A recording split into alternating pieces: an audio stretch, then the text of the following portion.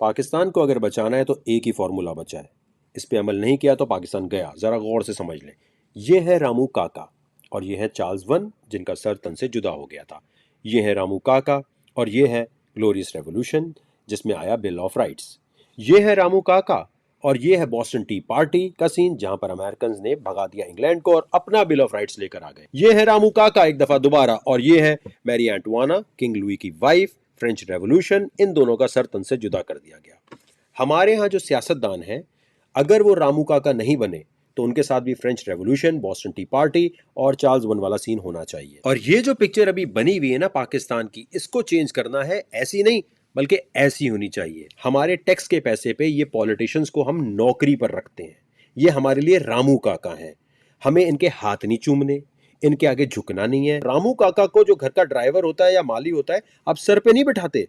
रामू काका की इज्जत करते हैं, तमीज से बात करते हैं, बदतमीजी नहीं करते। जब तक इनकी शख्सियत परस्ती से हम नहीं निकलेंगे, पाकिस्तान तरक्की नहीं कर सकता। एक और चीज आपको दिखाता हूं, जरा गौर कीजिएगा। यही कीमत में दरखास्त। ये जो अभी बात हो रही है, इसमें जो पीछे साहब खड़े हैं, आपने उनकी शक्ल देखनी है जो इन्हीं की पार्टी के और कैसे एक्ट करेंगे, और इनकी बात जरा आपने सुननी है कि लॉलीपॉप किस किस्म की है। करूंगा चीफ मिनिस्टर साहब से कि यही कीमत रखें, नहीं रखेंगे तो फिर मैं अपने कपड़े बेचूंगा और आपको मैं आटा मुहैया। अपना ही बंदा इनका हंस रहा है कि देखो क्या चावल मार रहे हैं। ये थोड़ा टेक्निकल है, जरा गौर से समझने की कोशिश करें इसमें किया क्या है भाई ने। Of the agenda at the United Nations, and whenever the issue of Kashmir is brought up, our friends within our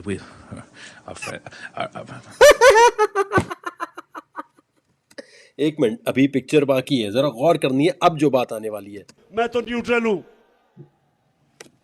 मैं बार बार कहता हूं, न्यूट्रल सिर्फ जानवर होते हैं। हमारे इदारे कहते हैं कि जनाब हम न्यूट्रल हैं। न्यूट्रल की अल्लाह ने इजाजत ही नहीं दी किसी को। आप या हक के साथ खड़े हैं या बातिल के साथ खड़े हैं, आप न्यूट्रल नहीं हो सकते। अब आपको मैं दिखाना चाहता हूं कि किस तरह कह रहे थे न्यूट्रल न्यूट्रल न्यूट्रल। गौर करना है ये कर क्या रहे हैं आपके साथ, जरा सुने। बिल्कुल किसी से कोई मदद नहीं मांग रहा। मैं कतई तौर पे ये नहीं कह रहा कि एस्टेब्लिशमेंट हमारी मदद करे। मैं ये चाह रहा हूं कि एस्टेब्लिशमेंट न्यूट्रल हो। मैं इसलिए चाह रहा हूं एस्टेब्लिशमेंट न्यूट्रल हो कि एस्टेब्लिशमेंट का वकार ऊपर जाए। यार आपको लगता है ये कभी आपके रामू काका बनेंगे? हरगिज नहीं। लेकिन अगर रामू काका बन भी गए तो कितने डम रामू काका होंगे कि काम ही एग्जीक्यूट नहीं कर पा रहे होंगे। लेकिन दूसरे पे हंसना बहुत आसान है। सोल्यूशन क्या है इसका वकार जका? सोल्यूशन है इसका टेक्नोलॉजी मूवमेंट पाकिस्तान और वकार जका इज वजीर आजम। वकार जका क्या हो गया अगर छिचोरपन करता रहा है आपके सामने? क्या हो गया अगर स्टार साइन के साथ पिक्चर्स मंगाता है स्नैपचैट पे? कभी किसी कंसेंट के बगैर एक कदम नहीं बढ़ाया उसने। कभी उसने किसी से शादी के वादे करके नहीं भागा। और आप कंपेयर कर ले अपने सारे पॉलिटिकल फिगर्स के साथ, कभी वकार की तरह इन्होंने कोई मुल्क में पैसा लाने का एक आइडिया, एक रोड मैप, कोई पॉलिसी मैप नहीं दिया। अभी वकार के पास कोई सीट नहीं है, लेकिन उसने कभी भी आवाम को रोडों पे ख्वार होने के लिए नहीं बुलाया। पबजी, इलेक्ट्रॉनिक स्पोर्ट्स बैन हो रहा था, पूरी कम्युनिटी ने बोला हम रोडों पे आएंगे। वकार ने बोला लीडर वो नहीं होता जो लोगों को रोडों पे ख्वार करे। मैं गया अदालत, मैं गया पाकिस्तान टेलीकम्युनिकेशन अथॉरिटी के पास और फैसला लेकर दिखाया, काम एग्जीक्यूट करके दिखाया बगैर लोगों को रोडों पे ख्वार किए। है कोई और ऐसा पॉलिटिशियन? कंप्यूटर की बुक 1997 से चेंज नहीं हो रही थी, वीडियो सब बना रहे थे, बात सब कर रहे थे, लेकिन वकार जका कानून और आइन के मुताबिक अदालत गया और फैसला लेने की कोशिश की। उसके बाद पाकिस्तान में blockchain industry, crypto industry, NFT, metaverse सब कुछ बैन हो रहा था। वकार जका ने बगैर वकील के सुबह 8 बजे उठ के अदालत जाता रहा 2019 से, जब बिटकॉइन 3-4 हज़ार डॉलर पे था, और कहता रहा हुकूमत को कि आप क्रिप्टो का एक्सचेंज हमें खोलने दें। रेडी किया हुआ है, तैयार है, जो दुबई से भी खोल सकता है, वो कहीं और से भी लेके आ सकता है। लेकिन उसने बोला नहीं। मैं पाकिस्तानी हुकूमत से कहता हूं, इमरान खान से मैं कह रहा था कि आप एक दफा इंडोर्समेंट कर दें कि जैसे पाकिस्तान क्रिकेट बोर्ड है इस तरह पाकिस्तान क्रिप्टो बोर्ड खोल दें और सारी दुनिया को बोलें कि दुनिया में वाहिद एक्सचेंज है जो गवर्नमेंट बैक्ड है, इसके ऊपर आप काम करें। ये देखें इतने पैसे बाइनेंस अनरेगुलेटेड एक्सचेंज अगर कमा रहे हैं दुनिया से एक दिन में, तो पाकिस्तान एक महीने में, मैं अगर इसको प्रमोट करता, इमरान खान मुझसे भी बड़े इन्फ्लुएंसर है वो करते, तो पूरे महीने में $1 बिलियन US नहीं आता? क्या पूरी दुनिया का ट्रस्ट नहीं होता? क्या पाकिस्तान के पास कोई और ऐसी प्रोडक्ट है जिसमें दुनिया के सारे लोग आके इन्वेस्ट करते? नहीं सुनी इन लोगों ने, लेकिन आइडिया आपके सामने था। जब बिटकॉइन कितने का था तब बताया, आज भी बिटकॉइन जहां खड़ा है उसके मुताबिक वकार जका की थ्योरी ठीक थी कि पाकिस्तान की इकोनॉमी में बहुत अच्छा असर पड़ सकता था।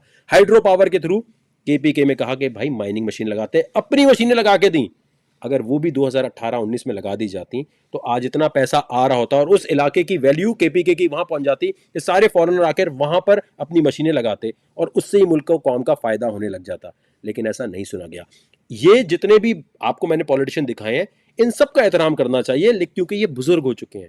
बुजुर्गों को कहें तस्बीह पकड़ के कोने में बैठे, आपकी इज्जत करते हैं, आपने जो कुछ किया जबरदस्त बंदोबस्त, लेकिन अब आप वकार ज़का और टेक्नोलॉजी मूवमेंट की पूरी जितने भी लोग हैं टीम, उसको आने दें, खुदा का वास्ता है। क्योंकि याद रखें, इनके पास ना आइडिया है, ना इनके पास कोई थ्योरी है।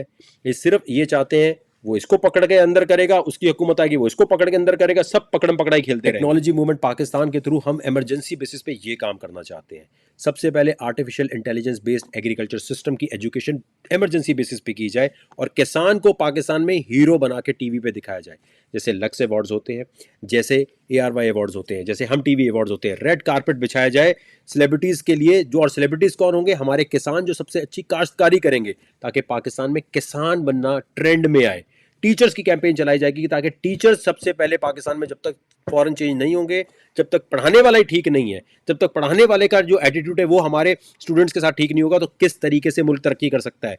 और इन सबसे बढ़कर मकसद हमारा होगा कि पाकिस्तान का सोशल कॉन्ट्रैक्ट, समाजी मुआहदा इंप्रूव करके लोगों को एजुकेट किया जाए कि भाई इंडोनेशिया में भी इतने ज़्यादा मुसलमान हैं, सबसे ज़्यादा वहाँ मस्जिदें हैं, ईरान है, सऊदीया है, टर्की है, वो सब पहले अपने माशरे को ठीक करते हैं, वो सबसे पहले अपने पॉकेट का सोचते हैं। पाकिस्तानियों का मसला ये कि हम अपना मसला छोड़ के दुनिया के मसलों में पड़े रहते हैं।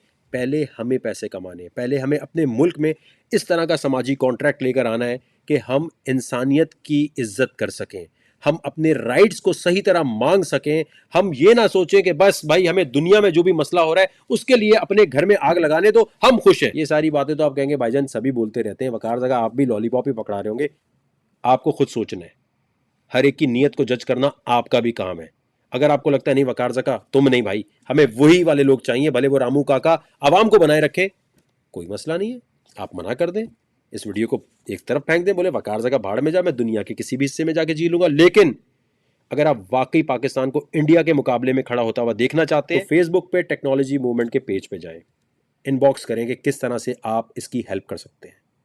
हमें आप सबकी ज़रूरत है। और याद रखें, लीडर वो होना चाहिए जो खुली किताब की तरह उसकी ज़िंदगी आपके सामने हो, चाहे कुछ भी हो जाए, वो मुनाफिक नहीं होना चाहिए।